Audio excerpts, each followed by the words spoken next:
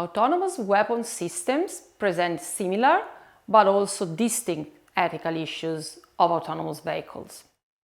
In general, we can say that a weapon system is autonomous when it has navigation, exploration, and attack capabilities, and does not require continuous human supervision. Autonomous weapon systems can be classified into different categories, such as, for example, aerial systems, robotic sentinels for patrolling, loitering systems for attacking and destroying targets. The definition of autonomy applied to weapon systems is critical. It constantly evolves according to the technical evolution of the field. For example, in the last years, weapon systems have been developed to exploit the so-called swarm intelligence, in which swarms of very small and cheap autonomous weapon systems cooperate to achieve a complex task. But what is the reason to design and use weapon systems that are autonomous? We can distinguish here among three reasons: operative, economic, and strategic. For example, an autonomous drone without a pilot is faster than in the case in which the pilot is operating thousands of miles away from the battlefield.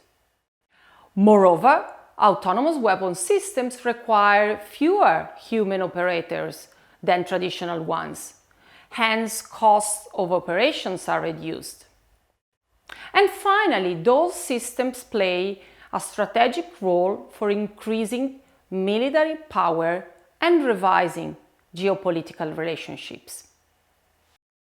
It is very important to understand the difference between a traditional weapon system, like a teleoperated drone, and an autonomous weapon system, like a drone with autonomous capabilities to select and attack a target by using AI technologies. To stress this difference, it is essential to focus on the ethical issues arising in the case of autonomous weapon systems. A traditional drone is controlled by human operators, also in the case they are very distant from it.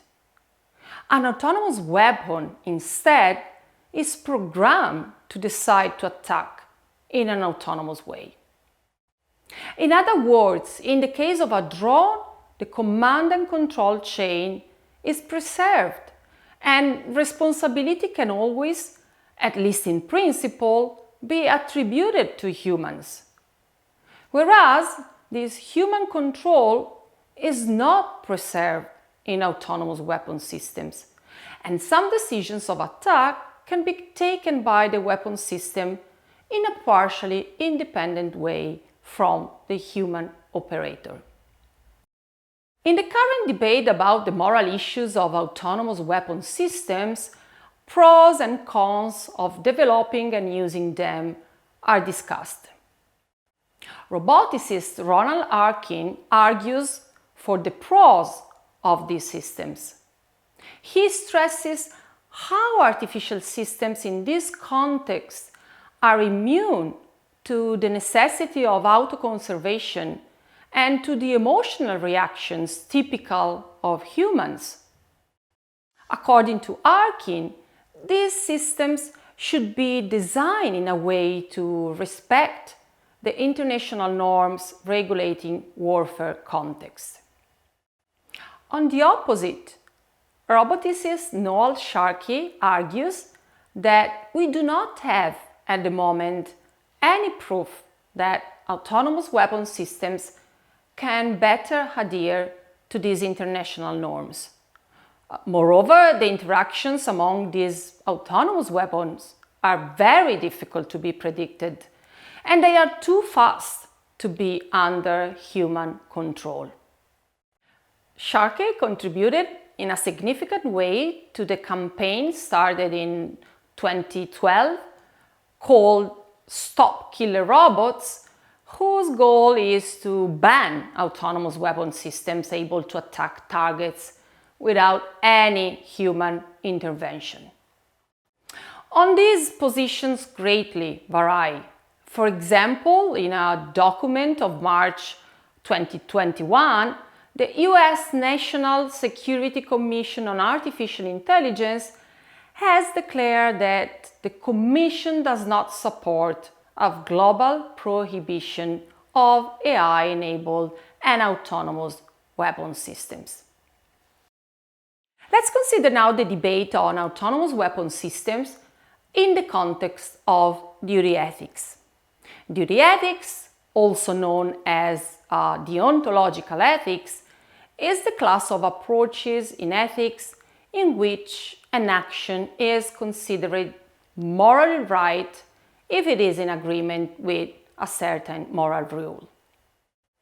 According to duty ethics, these autonomous weapons threaten the respect of some fundamental duties, such as respecting the international humanitarian law, maintaining the chain of responsibility, and considering the dignity of humans involved in warfare situations.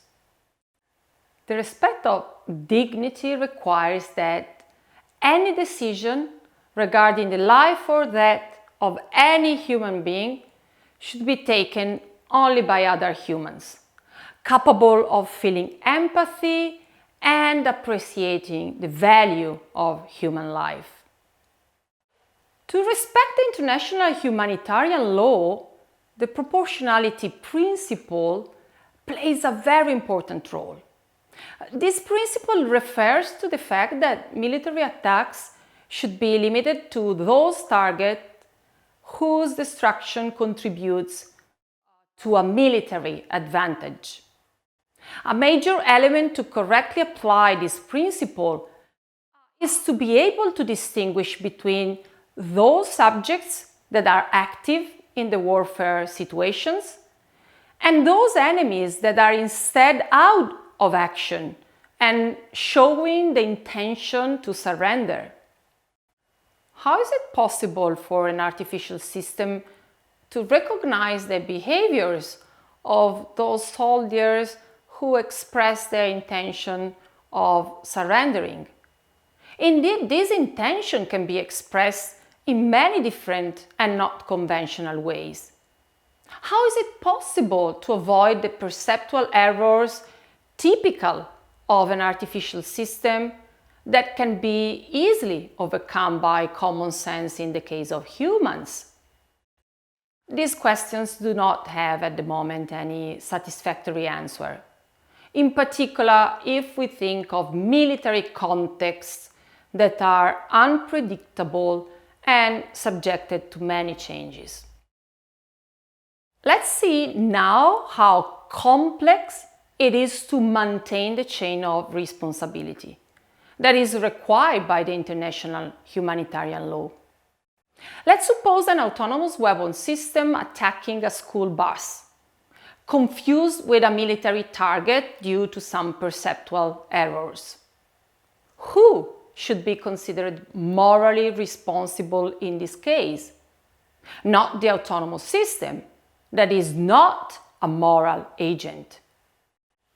A responsibility instead is to be attributed to the people involved in the activation of the weapon system, such as, for example, the computer and robotic engineers that have designed the autonomous system, the managers of the company that manufactured the product, those politicians that decided to purchase the autonomous weapon system, the consultants and employees of the Ministry of the Defense that have developed the acquisition plan, the military personnel that has written the instruction for use, the commander-in-chief of the military operation, or those soldiers employed in the supervision of the system.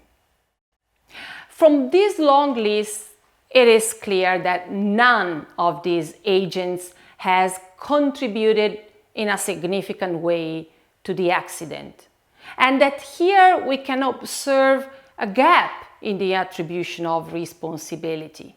And this is, of course, a moral problem. Let's consider now the debate on autonomous weapon systems in the context of consequentialism. According to consequentialism, decisions and actions are evaluated as morally good or bad according to the consequences they bring about. If duty ethics mostly presents argument against the use of autonomous weapon systems, consequentialism offers arguments both in favor and against them. The main arguments in favor of autonomous weapon systems are three.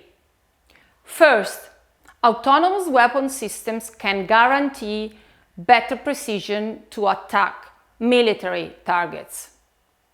Second, they can be used in substitution of human beings to decrease human victims and guarantee the respect of the existing laws. Third, these weapons can be programmed to attack only in those cases in which the aggressive intentions of the enemies are very clear. Here, one of the problems is that to evaluate the consequences of adopting these weapons, not only the single battlefield should be taken into account, but also the long-term consequences that are not always easy to predict. For example, a reasonable consequence could be the acceleration in the speed of conflicts, such that this could become incompatible with the rate of human reactions. Some other long-term consequences that should be considered are the risks connected to security breaches and possible malwares, or the possible changes in the geopolitical scenarios. According to what we have seen so far, a major element is to reconsider the notion of responsibility in the light of those elements of uncertainty that are typical of warfare scenarios. In this context, the concept of meaningful human control has been proposed in the last years as a necessary condition for the responsible employment of autonomous weapon systems. Meaningful means here that the human controller must have enough information and time to intervene on the autonomous systems. To specify what meaningful really means in this context is not easy, and the issue is still open in the current debate. However, the focus on this has the merit to shift the attention from an issue of definition, what is an autonomous weapon system, to an issue of regulation, what should be the human control adopted over weapon systems. The discussion of these normative issues has an impact also on the debate concerning the ethical policies that can be adopted for the development and the use of autonomous weapon systems.